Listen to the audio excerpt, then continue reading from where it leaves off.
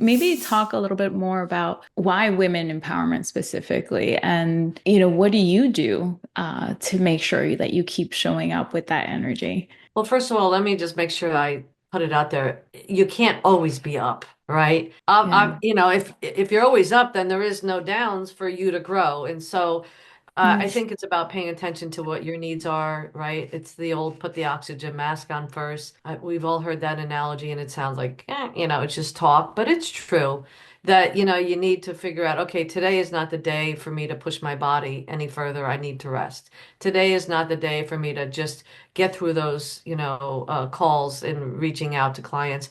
If you're not, just table that for another day. I mean, obviously, you can't keep doing that day over day. Are you an ambitious leader ready to break through limiting beliefs, align with your purpose, and thrive in your career without sacrificing your well being or postponing your true desires? I'm Diana Ordonez, certified high performance coach and your host. Each week, we'll dive into actionable insights and research based strategies to help you unlock clarity, build unshakable confidence, and take courageous action toward a life of impact and fulfillment. If you're ready to overcome fear, embrace growth, and step boldly into your next level, you're in the right place. Let's create a life filled with courage and purpose together.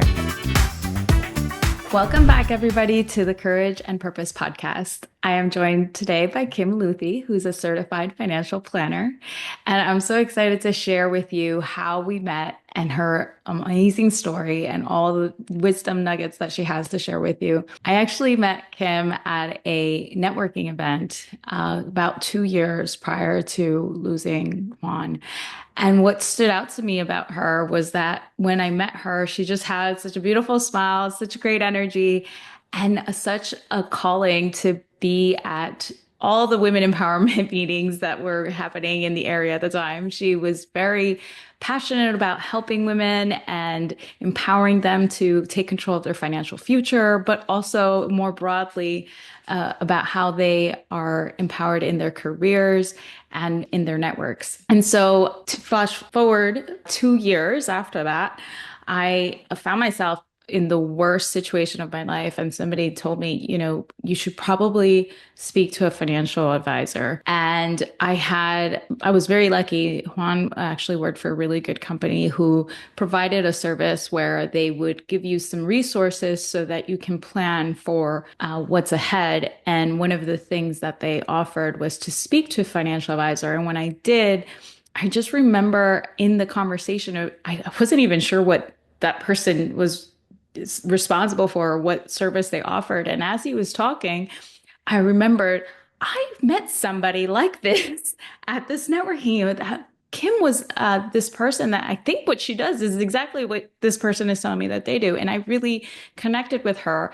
Let me reach out to her. And fast forward, she definitely made me feel more at ease and shared some of her story with me, which allowed me to feel like she really understood what I was going through, what I was walking through, and that she really cared about what I was, what the path I had ahead, more so from a human perspective, not just a financial perspective. She understood what I was walking through. And so I worked with Kim closely. And, one of the things that we first connected on during that networking meeting is she talked about the one thing. And I remember that was one of the very first personal development books I had read, and it really resonated with me. And I just wanted to take this opportunity to talk about a few things, but what is it about the one thing? Because I remember you had dug into it even further. I think you did some retreats even uh, centered around the one thing. And I want to know I know what resonated for me about it, but what was it that it resonated so deeply with you that you really dug into it and built even, I think, a group around women that also read it and apply it daily. Well, first of all, thank you for having me, Diana. I'm excited to be here and excited to be working with you. And thank you for considering me for joining you on your podcast. I love the title and the purpose of your podcast, right? The one thing. So the one thing really is a book that was written that talks about what is the one thing that you need to do today that by doing so makes everything else either easier or unnecessary. I mean, I've memorized this because it is like a mantra. And it really can transform not only your personal, your professional, your health, your relationships, wherever you're finding an opportunity for growth. And that's my counter word to challenges is an opportunity for growth. So the one thing is the book that basically walks you through the steps, helps you formulate. So let's say your one thing is that you want to, I don't know, everybody seemingly always wants to lose weight, possibly not you. Congratulations, by the way, on your running your first marathon. Thank you. Um, you are a walking testimonial, as I say I am, to accomplishing your goals in spite of all the challenges. So really proud of you. The one thing really helps you to create clarity, right? That's what we all need, clarity and a roadmap. And so if you wanted to lose weight and you wanted to be, I don't know, 20 pounds lighter this year, what is the one thing you need to do this year, this quarter, this month, this week, today, right now? And until you do that one thing, nothing else matters. So that's kind of how I use the one thing, on a personal and professional level, right? I want to level up my business. I want to meet new people. What do I need to do? What seat do I need to be sitting in? What networking event should I be going to? Who should I be calling? Things of that nature. I know one of the things that stood out to me about the one thing is that we're all told to multitask. We're all told, especially someone with ADD, like have multiple interests. I was always interested in different things. And one of the things that actually stood out to me, not only to narrow down, like, what is the one thing you need to do today to get you closer to the thing that you really want to accomplish, but also what is your one thing, right? Like, what is the thing that you really want to dive into in a big way? Because that is actually what drives that expertise, that ability to become so successful in your career is your ability to like have the reps in and know everything about the thing that you're working on. And it really got me to start evaluating like, what is my one thing? Like, what do I really want to like dedicate myself to in a big way that I want to be um, the expert in, right? And so I know you've been doing this for a really long time, and I wanted to kind of talk about how you got there. Like, how did financial planning become your one thing? Oh my goodness. Well, first of all, I am celebrating my 37th year. So obviously Congratulations. I was like 8, right? Um, And how did this become my one thing? Well, I guess it's because, my childhood, like everybody has a story about their childhood. Growing up, I'm one of 5. My mom and dad divorced when I was 14. There were some challenges. My dad was busy traveling, not so present, and my mom was overwhelmed with raising 5 kids.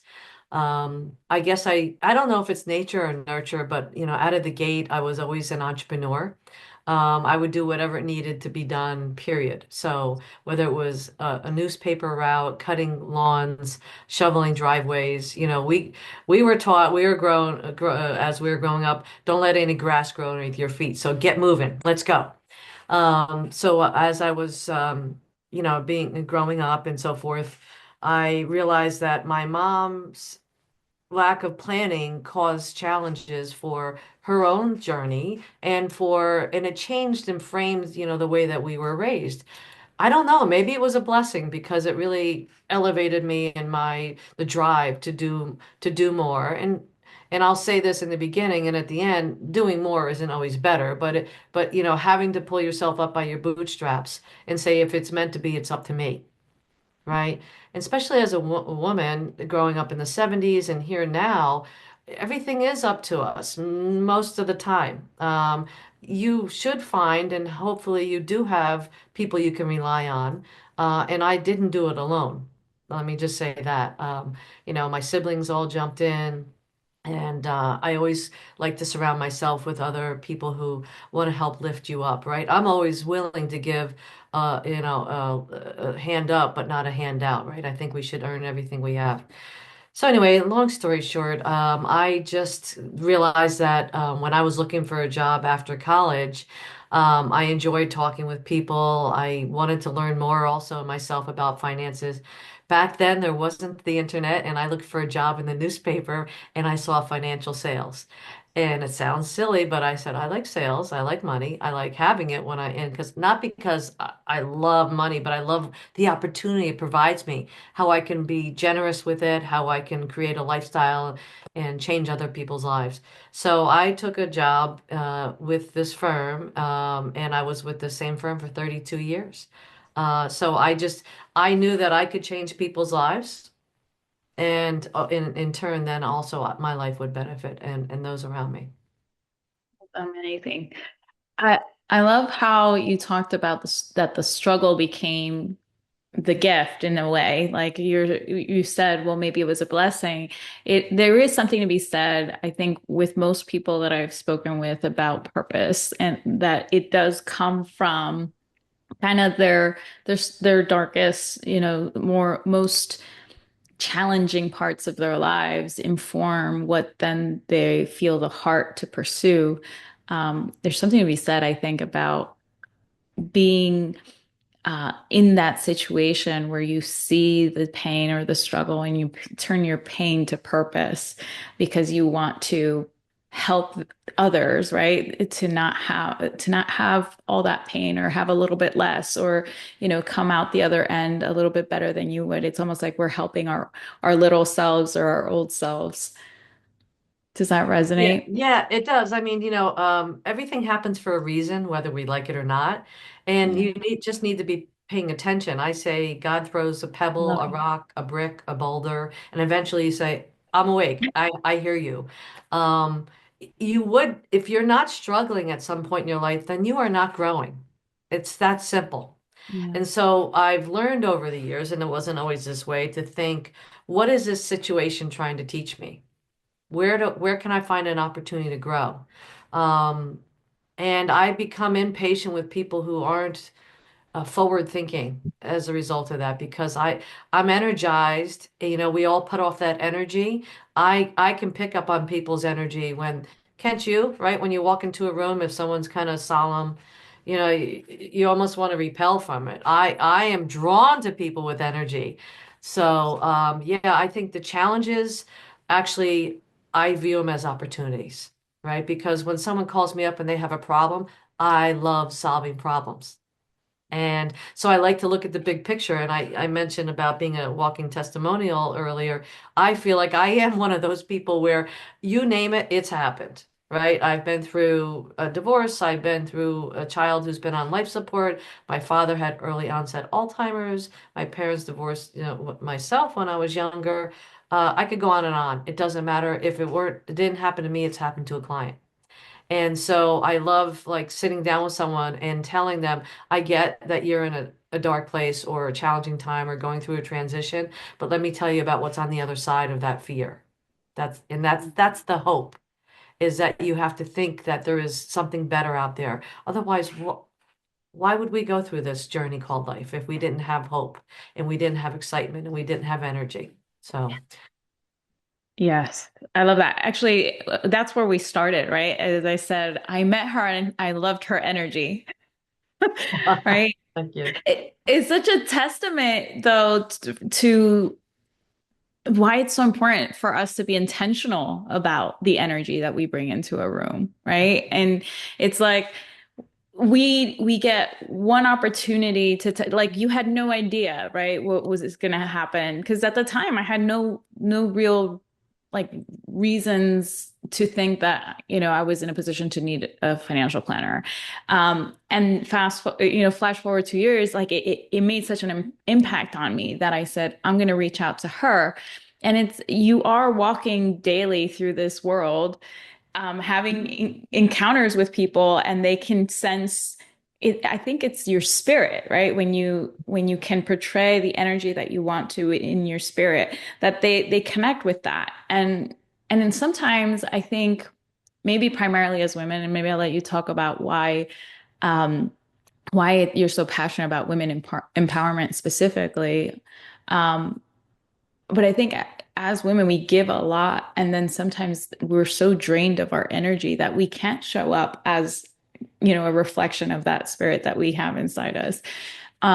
So maybe talk a little bit more about why women empowerment specifically, and what do you do to make sure that you keep showing up with that energy? Well, first of all, let me just make sure I put it out there. You can't always be up, right? Yeah. If you're always up, then there is no downs for you to grow. And so I Yes. think it's about paying attention to what your needs are, right? It's the old put the oxygen mask on first. We've all heard that analogy, and it sounds like, it's just talk, but it's true that, you need to figure out, okay, today is not the day for me to push my body any further. I need to rest. Today is not the day for me to just get through those, calls and reaching out to clients.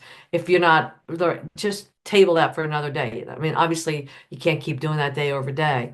But I think your energy is uber important. And how do you get through it? I forget your question now because as you were talking, I was kind of actually welling up thinking about challenges and opportunities. Oh, women empowerment. And Yeah. why it makes me so excited is because I I know that I can make a difference in people's lives. I know that my attitude determines my altitude, and I love what it brings to me. It's the joy that I feel when I can make somebody's life better. Oh, that's my short answer. It's just I love the way it makes me feel. Yeah. But what are the unique challenges that you connect with helping women specifically? I touched upon them a little bit, through my journey. Having gone through a divorce, I know how important it is to make sure that your kids are safe and secure. Of course, that even in that moment, we're thinking about what's happening with the kids, and not so much about ourselves. Because I've been there. When I was going through a divorce, we owned a home. It was the stock markets were challenging. My son was on life support. We had the house under contract. The deal fell through. I had moved out into a rental, waiting for the house to close to get away from what was a toxic relationship. At least I felt so for myself and for the kids. And ultimately, I had to walk away from the house in order to find what was on the other side, and that was a very scary thing. Um, but I've long since recovered because I had hope and faith. I knew that if something were going to be different, I had to do the steps to make it different. So I think that was one challenging thing that happened. Um, and again, I think it's a blessing. It didn't feel that way when I was going through it, but today I can say proudly that I'm long since on the other side of it, and I've adjusted behaviors and decided who I surround myself with, if we are the sum of the five closest people, and who do I want to work with? What type of clients are going to take advice and really, I have clients that have been clients for 37 years. They're not just clients, they're friends. And I really care about their family and they mine. We know everybody's names and what's going on in their lives and so forth. So those challenges, I think, are the ones that help me shepherd people um, to where to a life that they need and deserve. We deserve it. Yeah.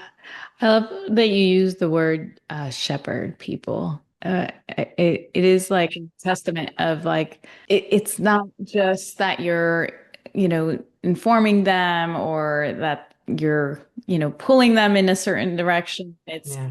It's that care that you give to them as you know, take them with you as opposed to, Yeah. Yeah. pushing anybody or anything like that. I get to know people on a pretty deep level. I mean, finances are personal for people, right? And your story with money changes. It's different for everybody. Some people grew up not having money. Some people grew up having money. Some people, you know, just have made different financial choices, maybe because they were never told how to pay themselves first, right? Because you're the most important asset. Pay your bills and then spend what's left versus spending or paying your bills, spending, and then trying to save, right? So if, accumulating wealth is actually easier than the distribution of wealth in living in retirement. So if you just make very systematic, conscious decisions to accumulate and save over time, you will accumulate wealth. And that will give you independence. That's the real key, is financial independence, so that you can help yourself. And, for my example, I don't want to be a burden to my family if I were to get sick or as I age. So I want to have resources. And that's the same methodology that I try and help clients in their journey as well.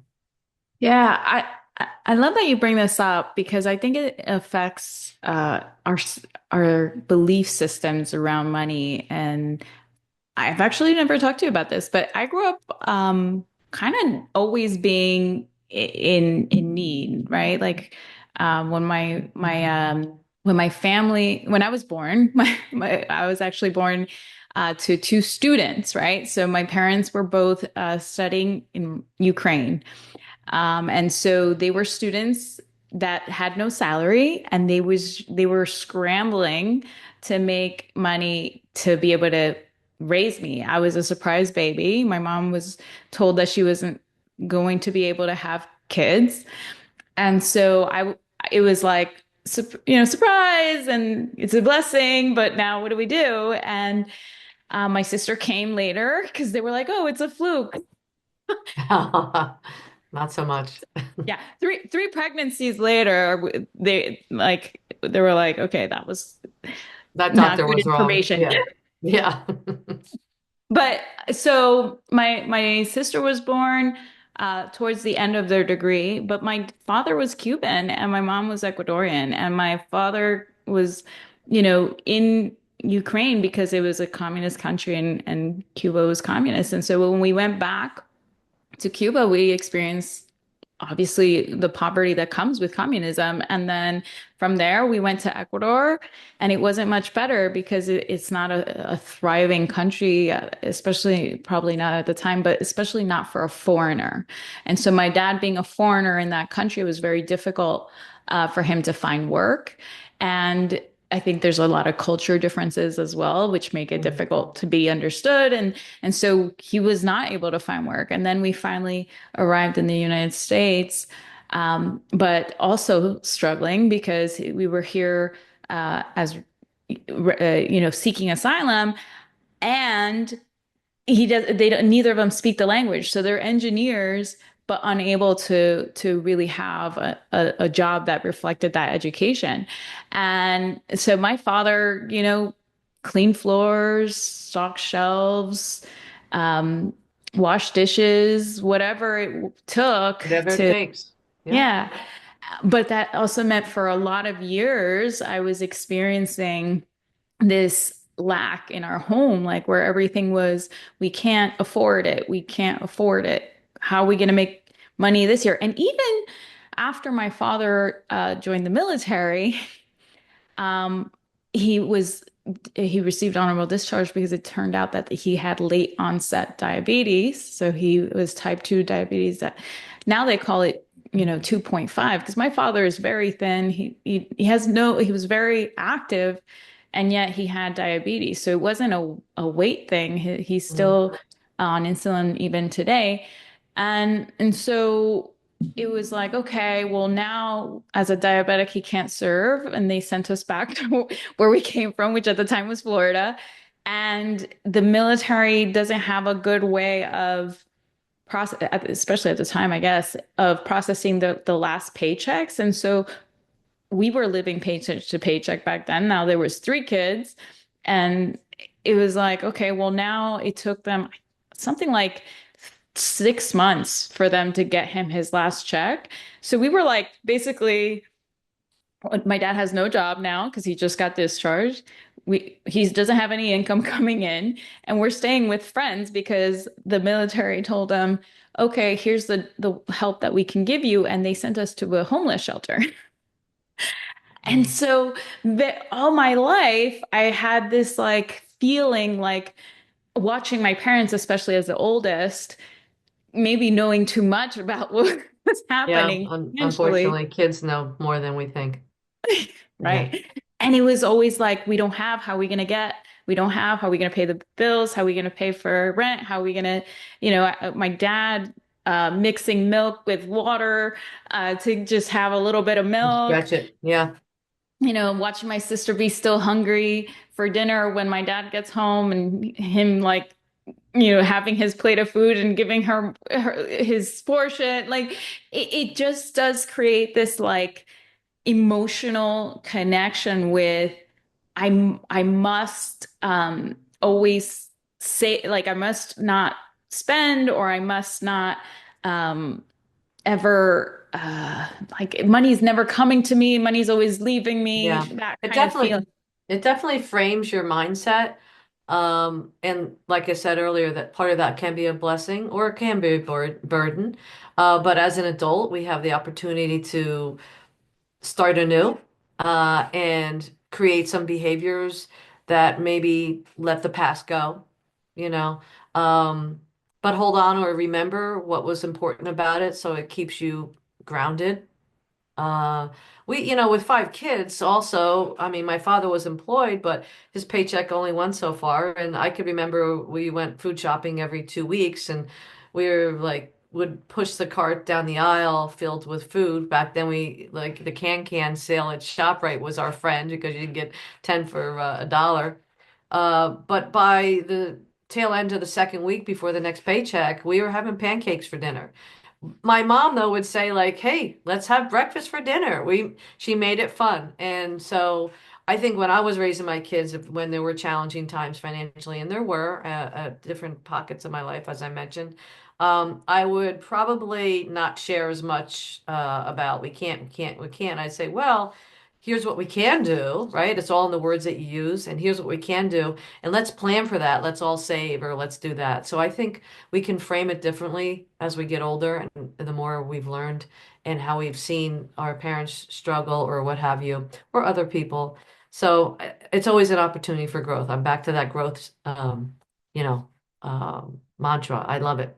Yeah, I definitely agree that the first step is awareness, right? Oh gosh, yeah. Excuse me.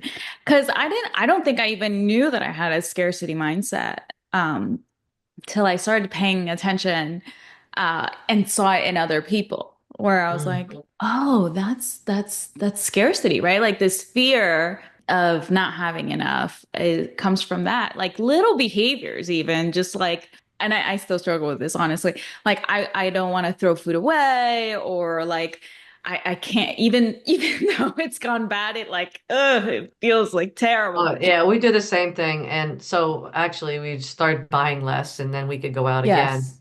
But we would do the same thing. Let's put it in the fridge so we eat it later and then we'll throw it out in a few days so we feel, I mean, yeah, we've all been through that. Yeah.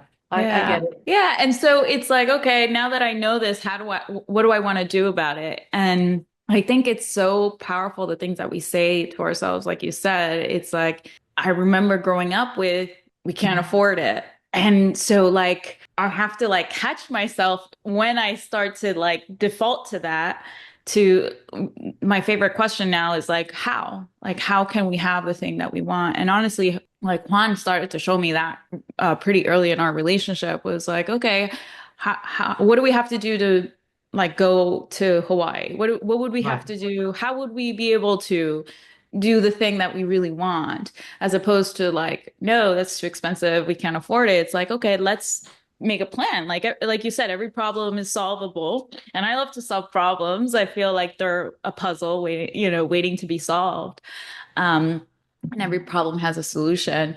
Other than death. Like I also say that, like it's like when Juan passed, it was like that is the one problem I could not solve, right? Once you are gone for life. And I think that also informed so much of my perspective on life. It's like we're here for a very like it's always shorter than we think, a very Absolutely. limited Yeah. amount of time.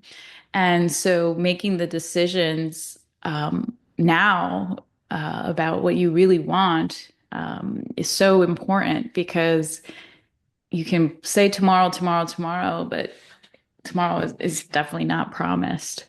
Absolutely. And in our business, we have a saying that people don't plan to fail. They just fail to plan. Yeah. So if Yeah. you plan and you stick to your plan, it's like anything, losing weight, accumulating liquid savings, gaining financial independence. It requires a disciplined approach. That's why systematic savings is your friend. Earlier in my career, I met a gentleman who used a phrase, and he said, "What is worse, the pain of discipline versus the pain of regret?" And it's obviously the pain of regret. So just discipline yourself. It takes patience, and patience isn't always easy because we're impulsive as human beings. We want, especially nowadays, we can buy something online and have it delivered to our house today at 4 o'clock.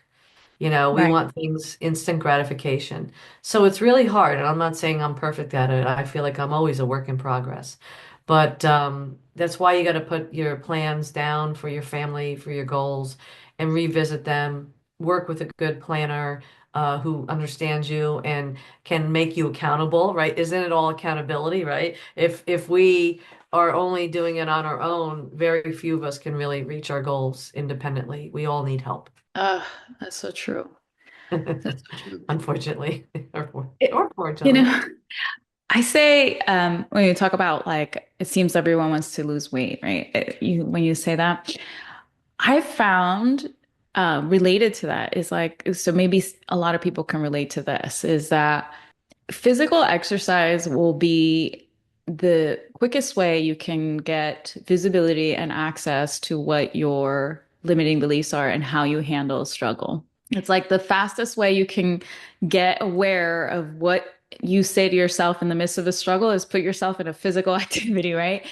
And it'll really shine a light on where you can do the work. And for me, this marathon training really taught me that in a big way because I realized like marathon training is 4 months where you have to stick to a plan, and the plan includes a long run. I had them scheduled for Sundays, but like a marathon was on my bucket list and I had already committed to this. It was like really important to me.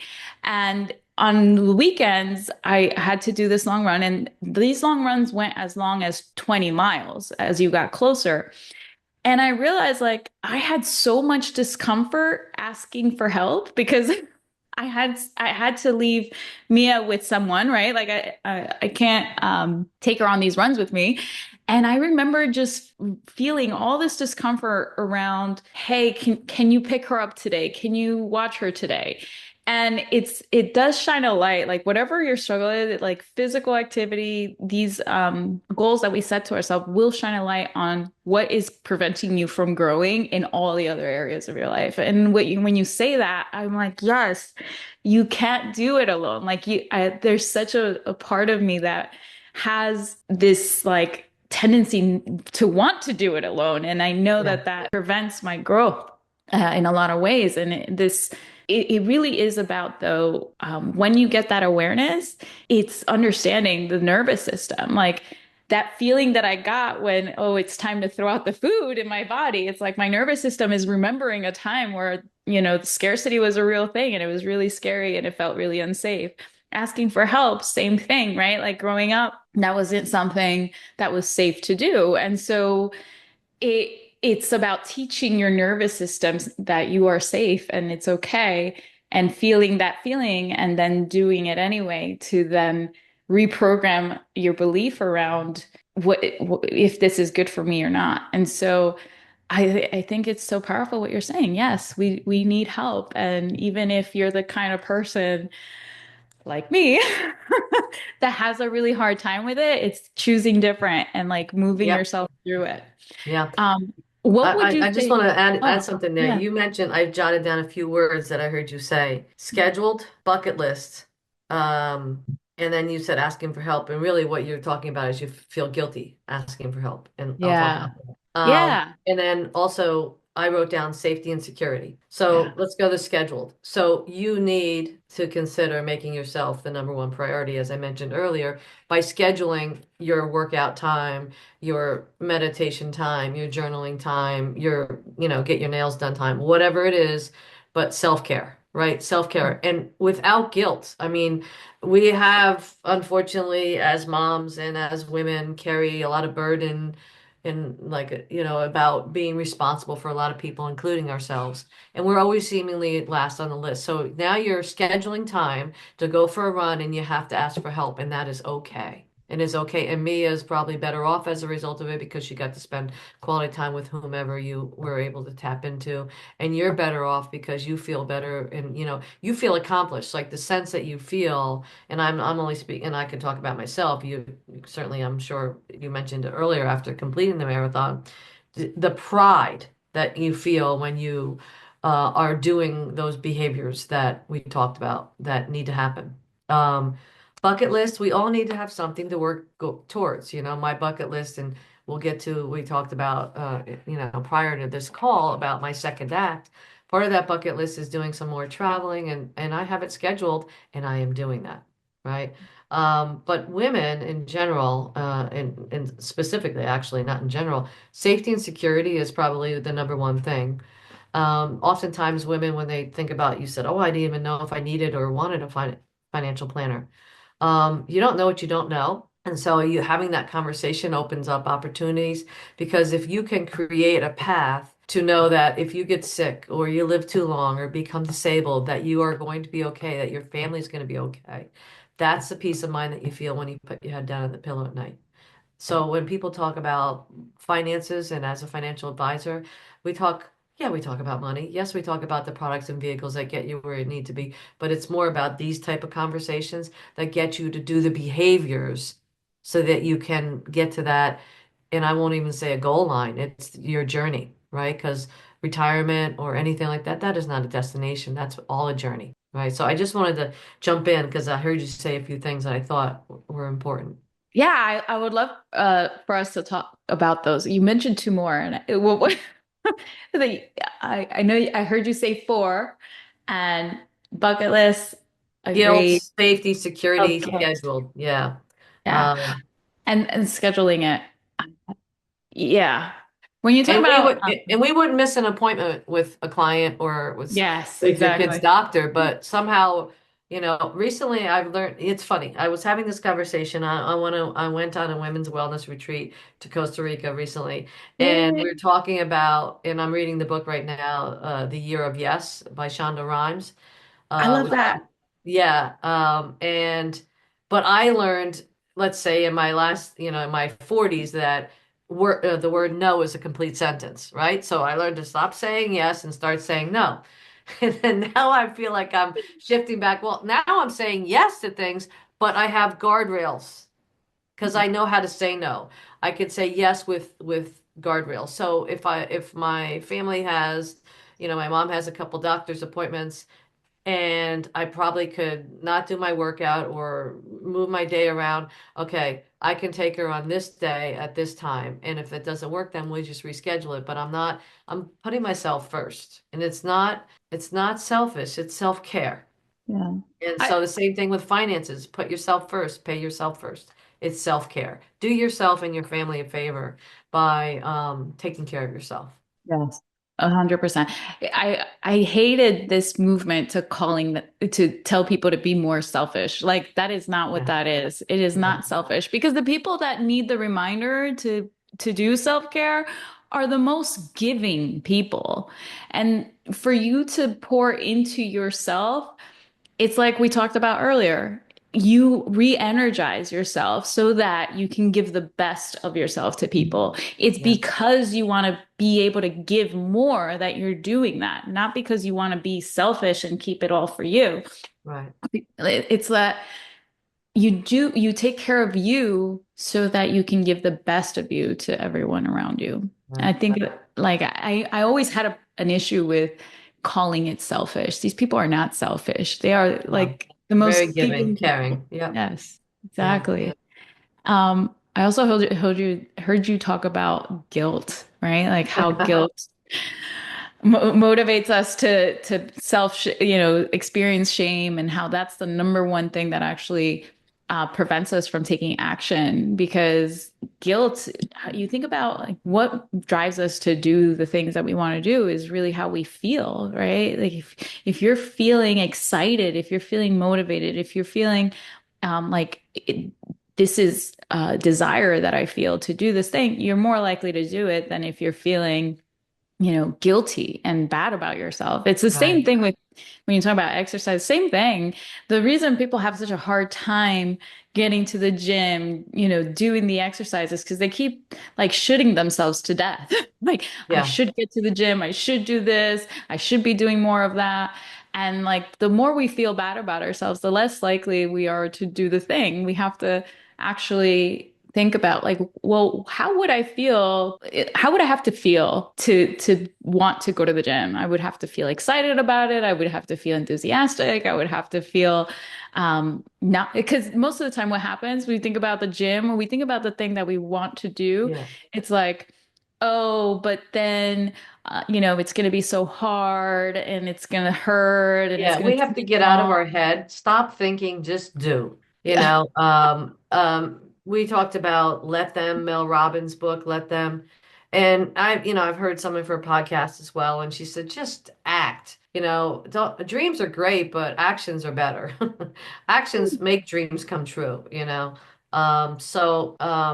It's easier said than done because that's why she has the 5 second rule. If you want me to get out of bed and do this workout, 5, 4, 3, 2, 1, go.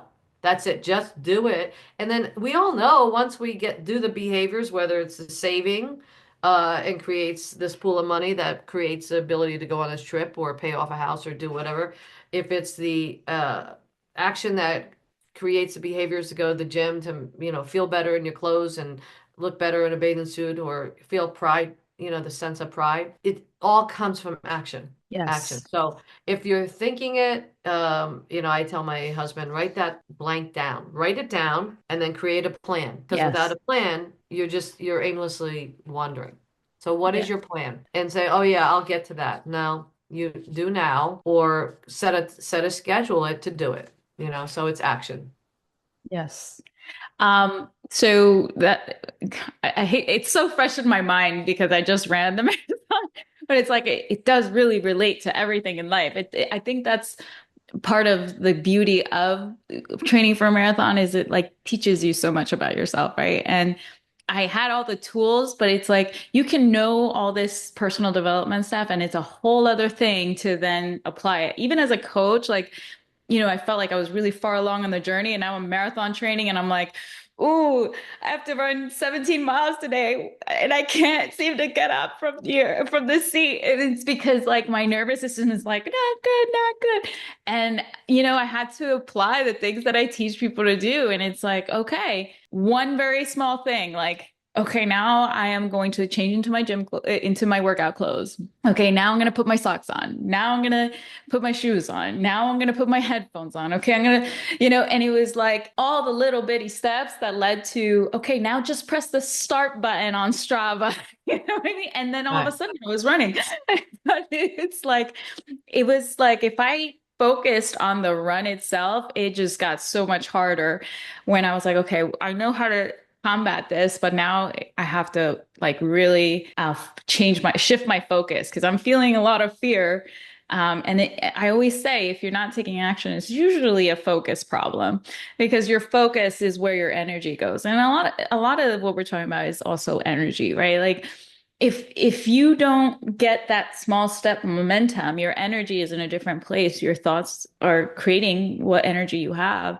And like I've always talked about the small steps, like great to have the vision, the marathon, but sometimes the momentum is really built on getting your socks on, getting your Yeah. shoes on, Yep. pressing the button.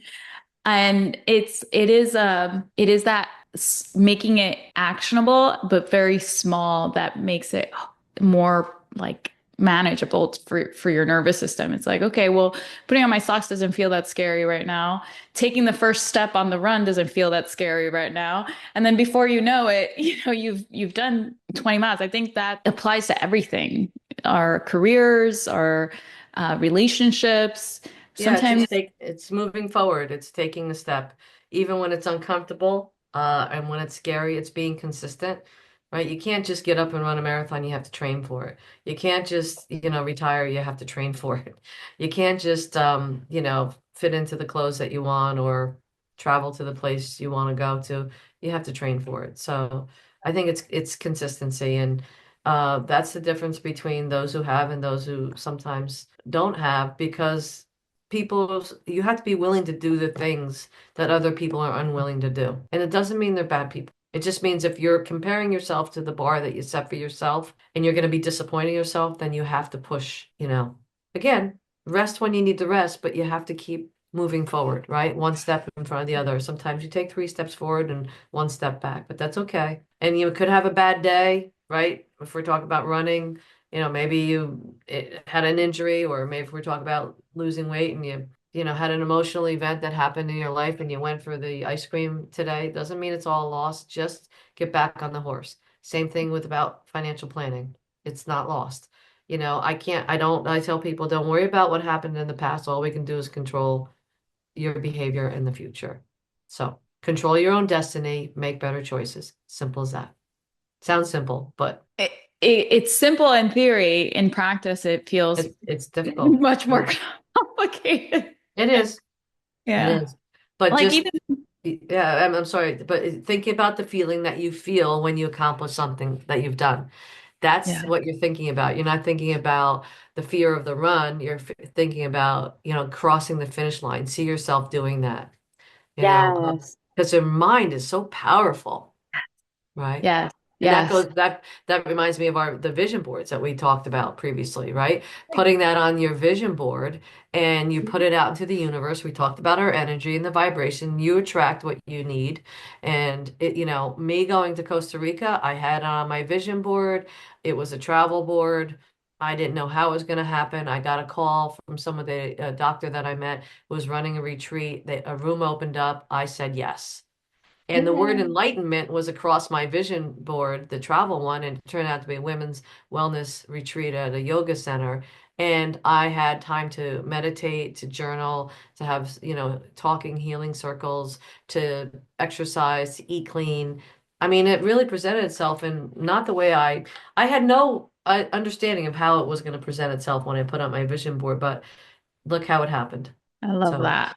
Yes. I was just going to say that does really tie back to the importance of a vision, because when you talk about like imagining yourself crossing that finish line, when you're imagining that, you're also having like an emotional response. Like that's, I think, what really makes it realize itself is that we connect with it energetically. It's not like we flew it on the wall, on the board, and then just move on. It's like, oh, you could almost picture yourself in Costa Rica, like, oh, yes, I want that feeling of whatever it's giving you, right? It's like relaxation, enlightenment, connection, whatever it is. It's like when you can, for me, envision myself crossing the finish line, hugging my daughter, feeling like I've accomplished something that was hard and something that I didn't think was possible, right? And to be able to hug my daughter and show her like we do hard things. that's right. It, What a and great and example. What a great example. You know, so, um, vision was what brings you through those training moments, because for me it became clear that, oh, this is the pattern in my life. I did have some injuries. I did have some weeks where things happened and that made me not follow through on certain runs. Like I had visitors in my home. We were buying a home through this and it was like the minute I had the injuries and things started coming up, I recognized my all or nothing tendencies, because I was like, forget it. We can't do it. Got to do it right, another time. Like I'm so far the other direction. I can't get back on. Right. And then it's like, no, wait a minute. Go back to my vision, crossing the finish line. This is right, important. This is what we set out to do. We're going to get through the setbacks. Like the setbacks are part of that journey. It's not like the end every time you have a setback. And it was that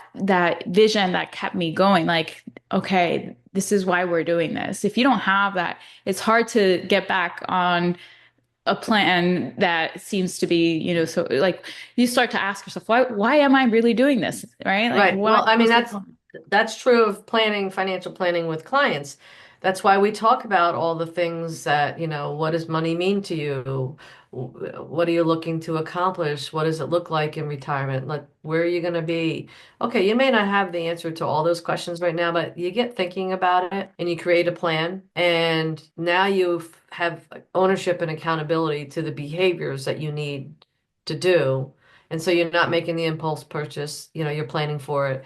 You're still going on vacation, living your best life, but you know that you'll be independent and and not worried about feeling in lack, like you mentioned when you're a kid. Those fears get to go away because you've created the behaviors. So it's building the confidence and having the clarity that gets you to where you need to be. Yeah. I love that you bring it back. Oh, I hear you repeating it over and over. It is about the behaviors because it does like separate you from your identity from the behaviors. It's like that's not who you are. It's just your behaviors. Let's work on the behaviors and let's Right. do it from where you want to go, from your vision. That's why I think it's so great that you do these events. So that was one of the original ways that we also connected was like you were hosting these vision board events and I Yep. had actually enrolled for the one happening in 2020 and then I lost my husband and it had to be canceled, but you just reminded me that was what brought you back into my memory also is like, oh yeah, a vision board event, what a great way to understand like what do I want to do financially to be able to have this in my future? And, you have so many stories about how you've been able to manifest what's on those boards. Oh, please. My first vision board was after my son was on life support. Uh, I don't know, about 6, 7 months after he got out of Children's Specialized Hospital and he was recovering. He was paralyzed for a time, but he's fully recovered now, and which is a blessing. We can't. But I went to an event where they created these vision boards, and I had just gone through a divorce, my son's illness, getting rid of my old house. There was a lot of phew, heavy stuff happening, and I created this vision board, and within that year, everything on that board came true. And then then I started doing them with my kids, and then their vision boards are slightly different. Maybe they had a 55-inch screen TV picture of one, but you know what happened? Hurricane Sandy hit. My aunt had a house down the shore, and insurance wise, a lot of things were ruined and they had to get rid of the TV on the wall as part of the insurance claim. And it was a 55-inch screen TV. So, even their vision came to, but their goals were like they wanted to walk their dog more and drink more water and uh I remember my one son said, be nicer to my brother, which I said, I like that vision because kids, the boys are wrestling all the time.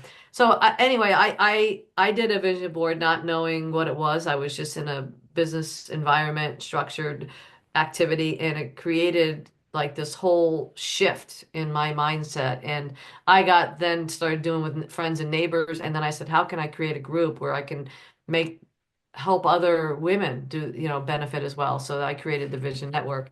And so, yeah, it's been great. I've had, hundreds and hundreds of women come through the door and create their vision boards. And from that, I've created friendships and I have raving fans and advocates and people like yourself that, ultimately become clients. It's just, and I all did it out of like what it did for me. You know what I mean? And it's funny how you, just by showing up and giving and being present and being thoughtful, how life can present opportunities and, you know, change the trajectory of your life. Well, that's such a lesson in leadership too, is like just give more, right? Like Yeah, you more can will say come no, to you. but be giving, be thoughtful, be kind. My core values are kindness, generosity, and growth. So, Yeah. you know, just be kind and just be generous, and you help those that want to be helped, and you can make a huge difference. Yeah, I love Yeah. that.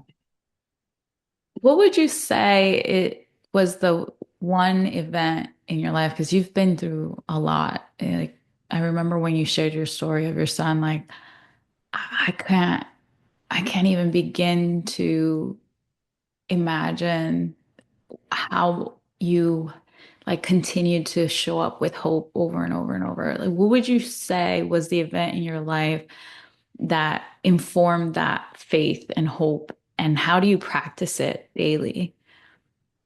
Well, I think I have, I'm not religious, but I have spiritual, and I believe in a higher power, because I know, back to my statement, everything happens the way it's supposed to, whether we like it or not.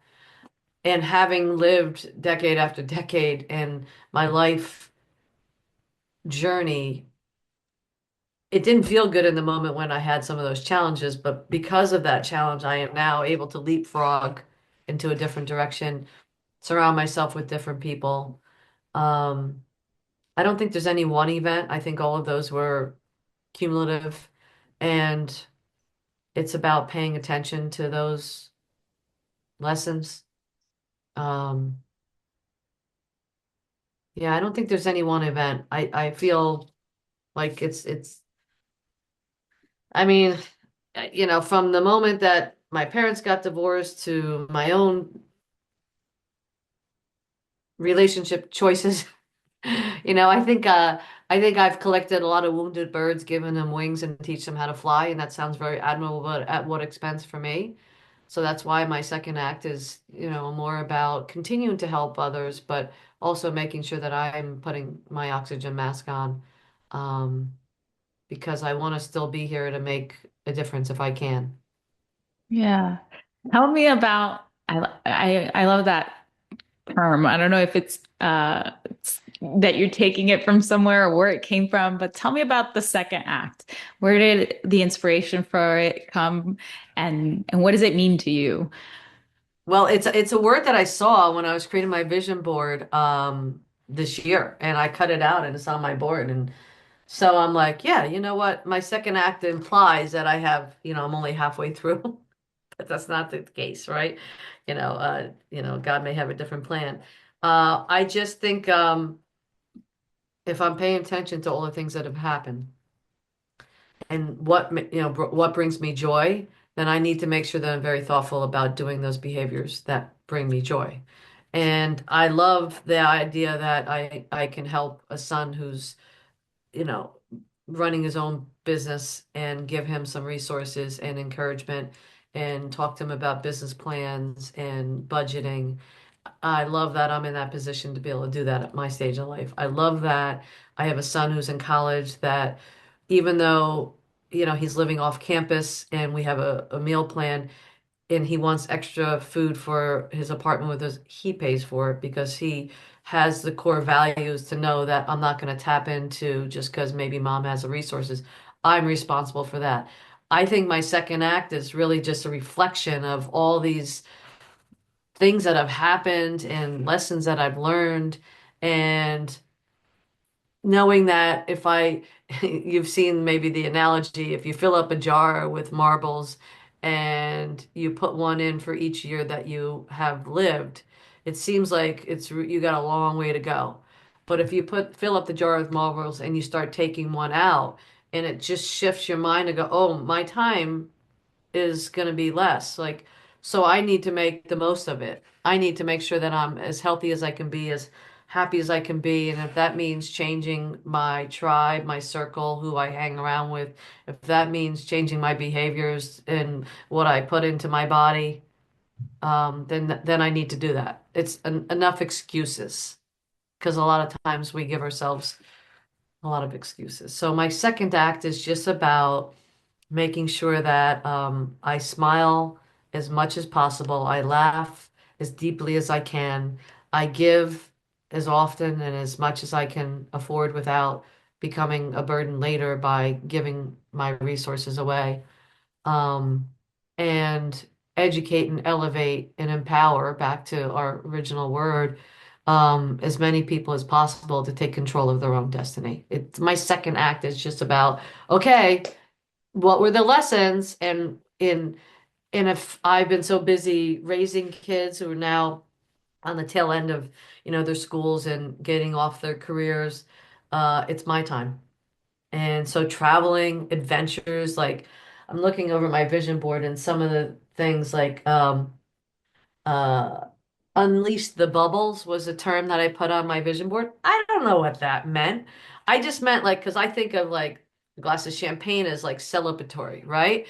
Well, for my birthday coming up and my husband and I are going to Paris. I'm going with my girlfriends first to celebrate. And one day that my husband comes over, we are going to spend a day in Champagne, France. So I'm going to unleash the Uh, bubbles and that's how it's presenting itself. I didn't know that when I put it on my vision board, but here it is. So you put it out there, and my second act is just about living my best life. yeah, I love that.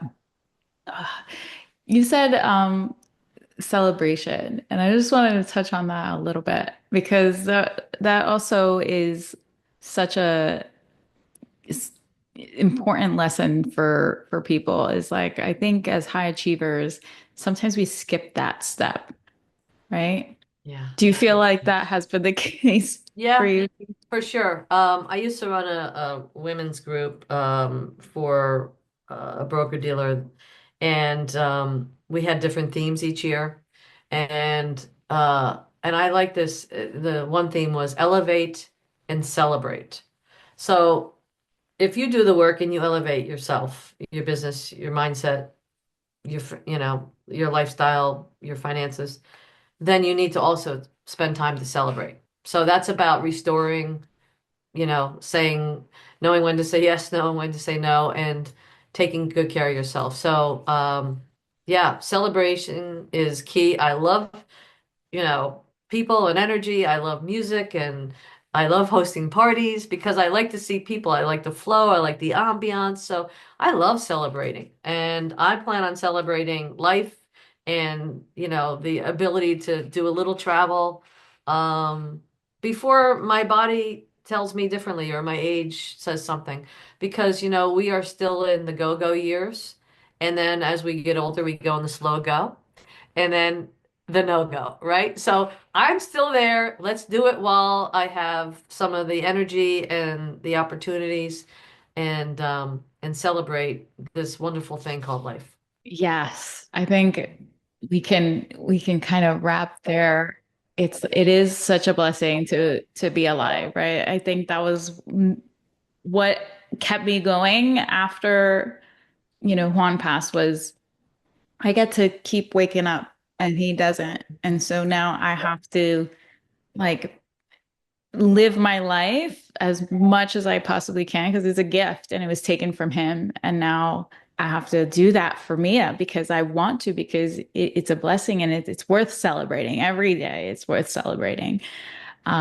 So I love that as a kind of as a close. Did you have any like last thoughts on what is the one thing that makes everything else easier or no longer necessary?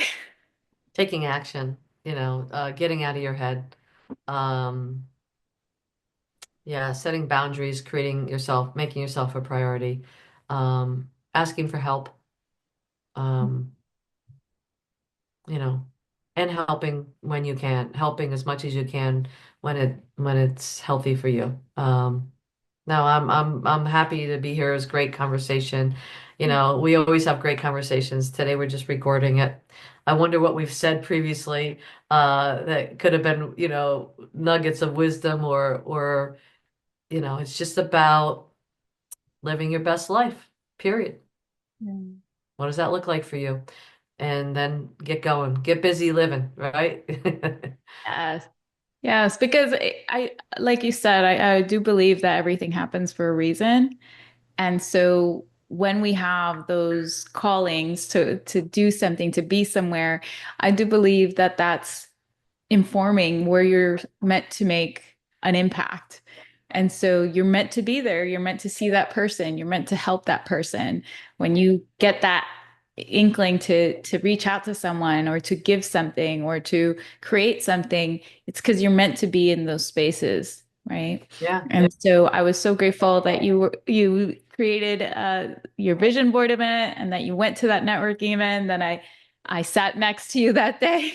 It created such a ripple effect. It And does. so Yeah. I'm Just like grateful all too. the Thank you. thank you, Kim. Yeah, and just like all the behaviors that you're talking about, they all create ripple effects in our lives. So, thank you for being with me today and sharing. For those people that are interested in maybe doing one of your vision board events or working with you or connecting with you, what's the best way for them to find you?